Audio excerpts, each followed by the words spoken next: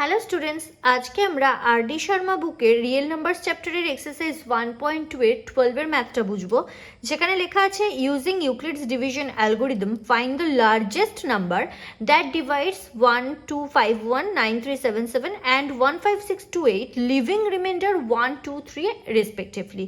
তাহলে আমাদের এক্ষেত্রে লার্জেস্ট নাম্বার বার করতে বলেছে। তো আমরা আগের ভিডিওতেও আলোচনা করেছি লার্জেস্ট নাম্বার, গ্রেটেস্ট নাম্বার এগুলো বলে দিলে আমাদের এইচসিএফ বার করতে হয়। তো এখানেও এইচসিএফ বার করব, কিন্তু যেহেতু এখানে রিমাইন্ডার বলে দেওয়া হয়েছে যে 1, 2, 3 এগুলো রেসপেক্টিভলি রিমাইন্ডার পড়ে থাকবে, তাহলে কি করতে হবে, আমাদের এগুলোকে সাবট্রাক্ট করে দিতে হবে। আগে সাবট্রাক্ট করে দেবো, তারপর আমরা ইউক্লিডস ডিভিশন অ্যালগোরিদম মেথডে আমরা এইচসিএফ বার করব। তো প্রথমে যদি সাবট্রাক্ট করে দিই 1251 মাইনাস 1 করলে আমাদের বেরোয় 1250।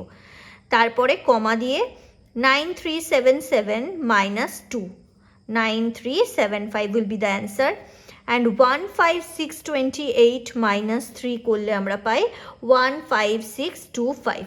তাহলে আমরা এই তিনটে নাম্বার পেয়ে গেলাম। এবারে কি করতে হবে, আমাদের এগুলোর এইচসিএফ করতে হবে কোন পদ্ধতিতে, ইউক্লিডস ডিভিশন।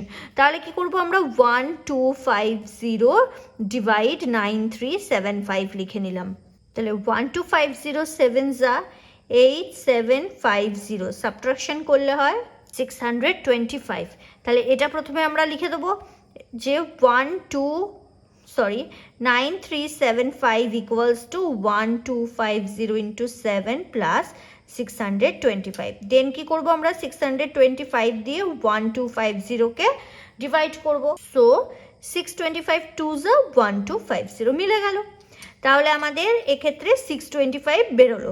তাহলে 1250 ইকুয়ালস টু 625 ইন্টু 2 প্লাস 0।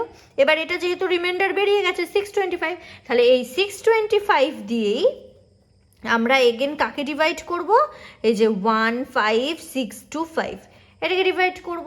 তাহলে 625 2 যা হয় 1250। তাহলে এটাকে যদি আমরা সাবট্রাক্ট করি 3125, তাহলে 625 5 যা 3125 মিলে গেল। তাহলে এটা কিভাবে লিখবো, 15625 ইকুয়ালস টু 625 ইন্টু 25 প্লাস 0।